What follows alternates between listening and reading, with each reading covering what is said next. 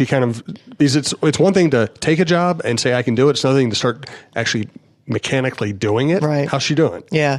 Well, I've seen it kind of move from a very frenetic phase of, the hiring process, the hoopla around, the announcement, the press conference.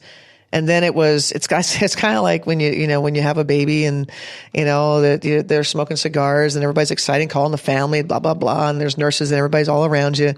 And then it comes the morning that you go, okay, we're going to the car and putting the baby in the car seat and you're going to drive away and it's yours.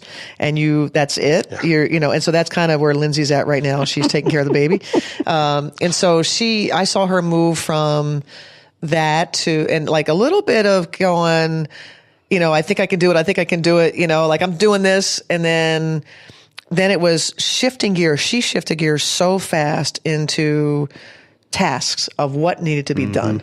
And she has tackled some major tasks of getting a staff together.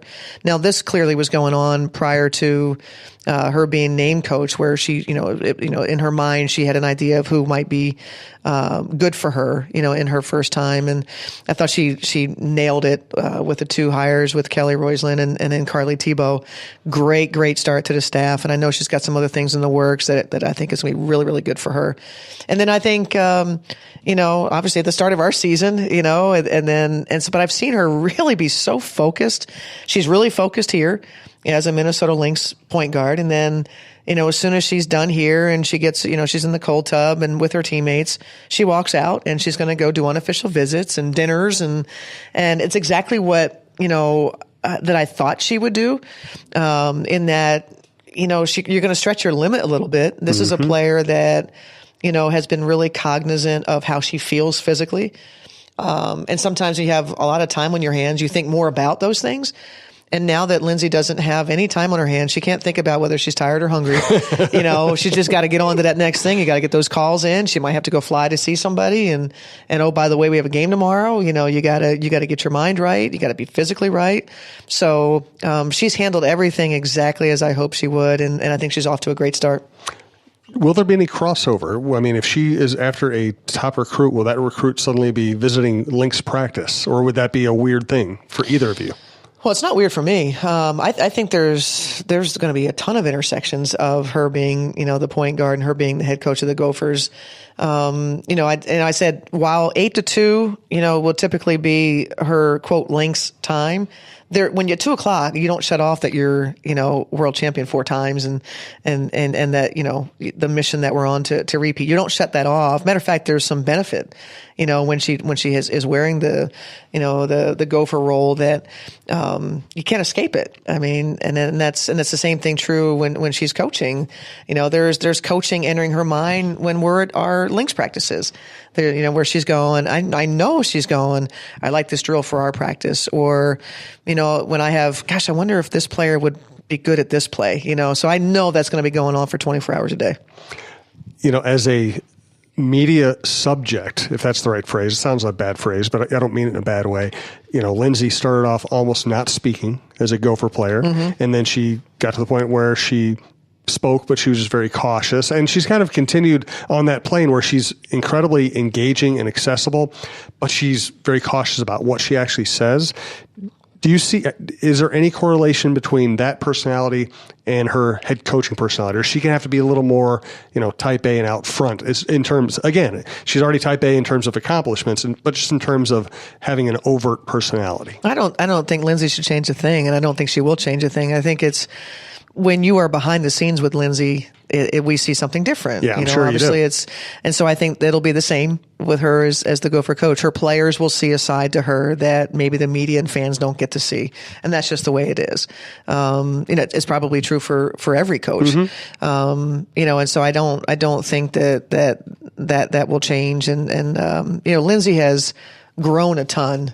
I think since she's been here in 2010 and has embraced more roles of speaking on behalf of the team. And I think it will benefit her now as the Gopher coach, but Lindsay should be Lindsay.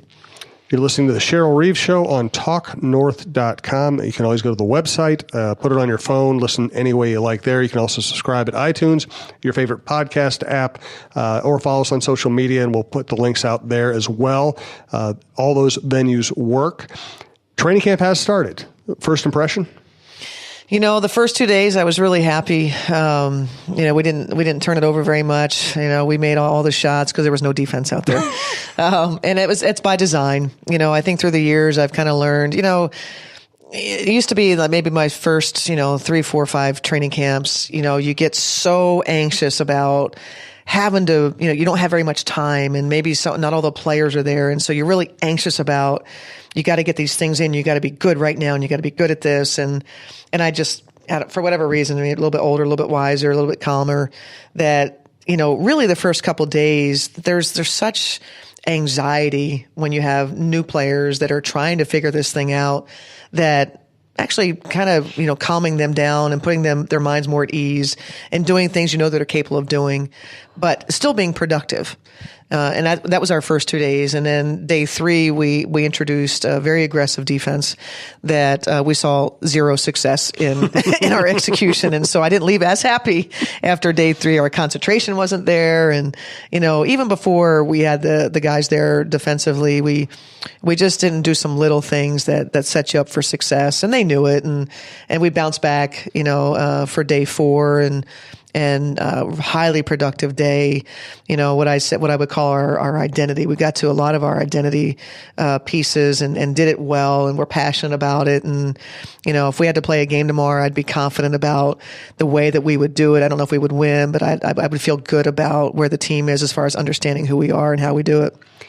Given, especially with your starters, given your history with them, the level of experience, level of success, do you have to do anything to keep them interested in training camp? That's the name of the game. You don't want them to be seeking jobs in Europe that last long so they don't have to be at training camp.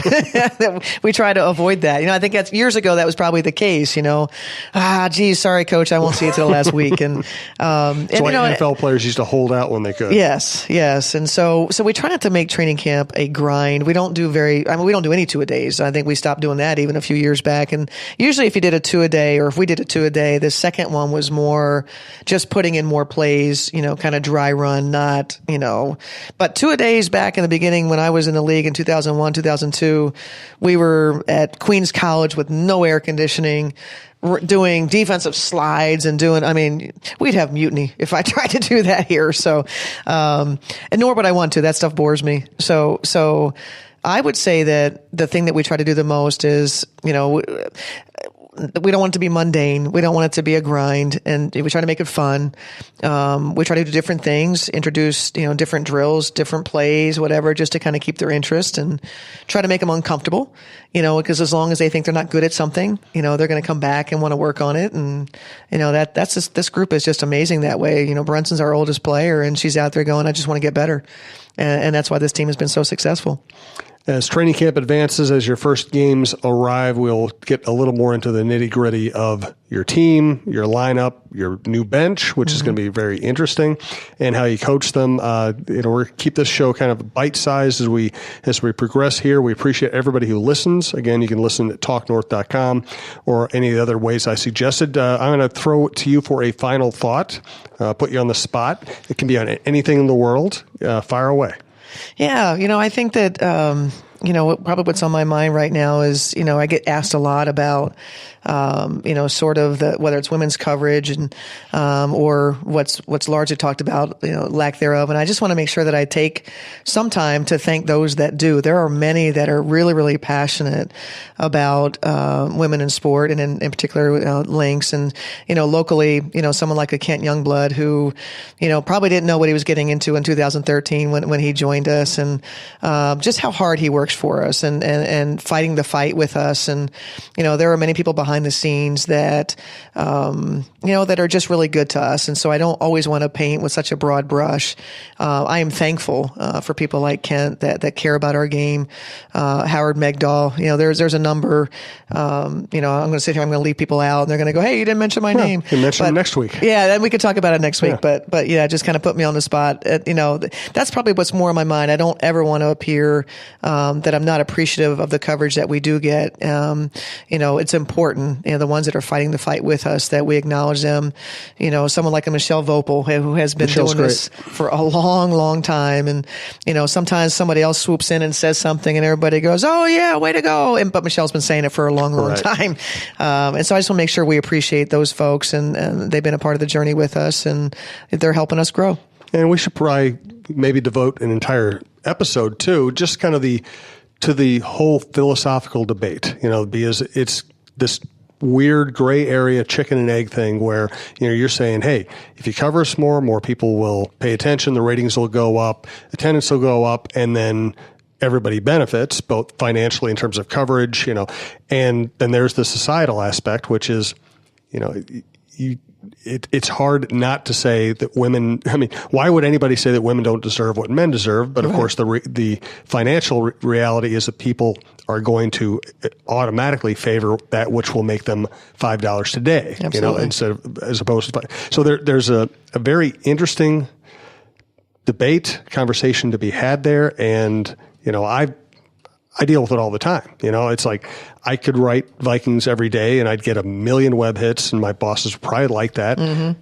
But that's not the right approach. And I probably don't. And I appreciate that about you. And I probably don't cover you guys as much as I should. I try. And so I'm not trying to paint myself as someone who's always wearing the white hat. Sometimes I wear the black hat, and I should probably wear the white hat more often. But I think there's an interesting conversation to be had there that isn't a very black and white one. I look forward to that one. Yeah, we will get to that.